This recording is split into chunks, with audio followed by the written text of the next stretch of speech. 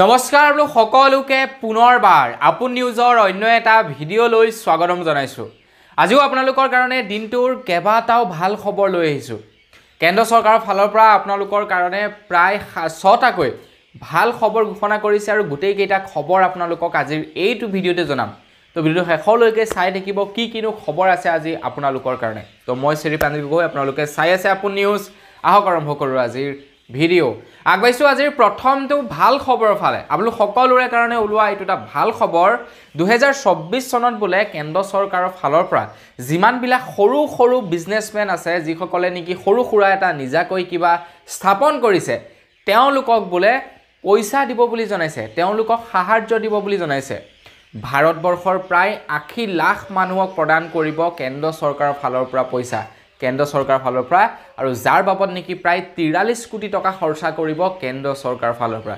যিটো পইচা নেকি আপোনালোকে ঘূৰাই দিব নালাগে, সেইটো আপোনালোকক সাহায্য দিব, আৰু তাৰ পাছত আপোনালোকক প্ৰয়োজন হ'লে লোনো দিব, আপোনালোকে যদি সেই বিজনেছটো ভালকৈ গ্ৰ' কৰে।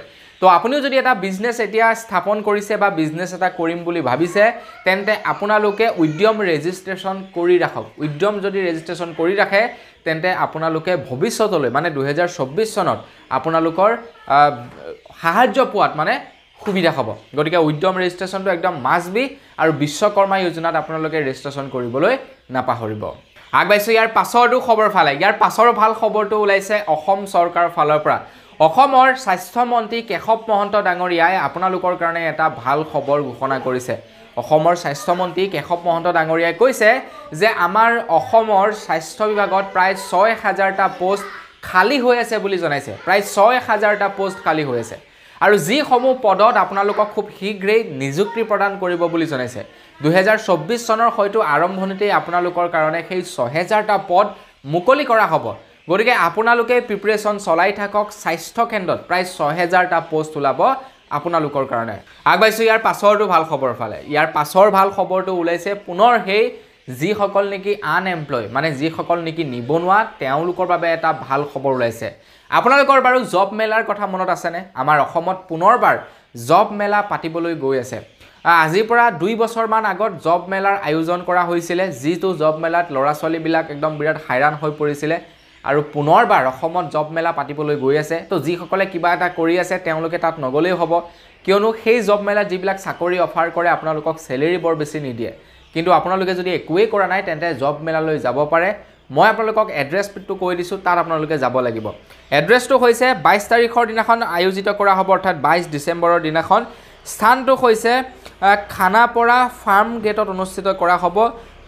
9টা বজাৰ পৰা 4টা বজাৰ ভিতৰত আপোনালোকে যাব লাগিব। লগত আপোনালোকৰ ডকুমেণ্ট পাতি, বায়'ডাটা সকলোবিলাক লৈ যাব। আগবাইছোঁ ইয়াৰ পাছৰটো ঘোষণা কৰা ভাল খবৰ ফালে। ইয়াৰ পাছৰ ঘোষণা কৰা ভাল খবৰটো হৈছে আমাৰ অসমৰ যিসকল নেকি সৰ্বশিক্ষা অভিযানৰ মধ্যাহ্ন ভোজনৰ মহিলা আছে, তেওঁলোকৰ কাৰণে এটা ভাল খবৰ ওলাইছে।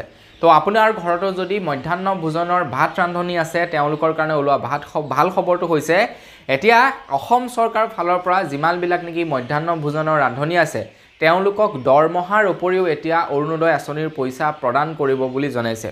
মানে কথাটো হৈ গ'ল এনেকুৱা ধৰণৰ, চাওক আপোনালোকে অৰুণোদয় আঁচনিৰ মহিলাসকলক পইচাটো সময়মতে আৰু 1400 টকাকৈ প্ৰদান কৰে, কিন্তু ভাত ৰান্ধনিসকলে ভাত ৰান্ধে, কষ্ট কৰে, তেওঁলোকৰ দৰমহাটো সময়মতে প্ৰদান নকৰে, প্লাছ তেওঁলোকৰ যিটো প্ৰাপ্য সেই প্ৰাপ্যও নিদিয়ে, আৰু তেওঁলোকক খুব কম এটা নগণ্য পৰিমাণৰ পইচা দিয়ে।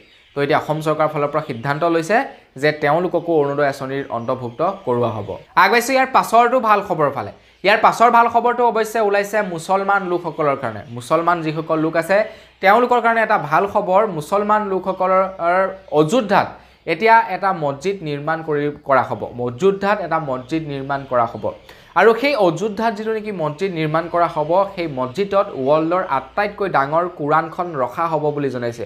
ৱৰ্ল্ডৰ আটাইতকৈ ডাঙৰ কোৰাণ, যিখন কোৰাণ নেকি এতিয়ালৈকে কোনো দেশতে নাই, সেইখন কোৰাণ আনিব, আৰু সেই কোৰাণখন স্থাপন কৰা হ'ব অযোধ্যাৰ মছজিদত। তো আপুনি বাৰু মুছলমান নে হিন্দু কমেণ্ট কৰি জনাব। আৰু হিন্দুসকলৰ কথাটো জানেই আপোনালোকে, ৰাম মন্দিৰ নিৰ্মাণ কৰি থকা হৈছে, জানুৱাৰী মাহত সেয়া উদ্বোধন কৰা হ'ব। আগবাইছোঁ একেবাৰে শেষৰটো ভাল খবৰ ফালে। একেবাৰে শেষৰ ভাল খবৰটো ওলাইছে সেই নিবনুৱাসকলৰ কাৰণে চাকৰিৰ লগতে জড়িত। ইয়াৰ পাছৰটো ভাল খবৰ ওলাইছে।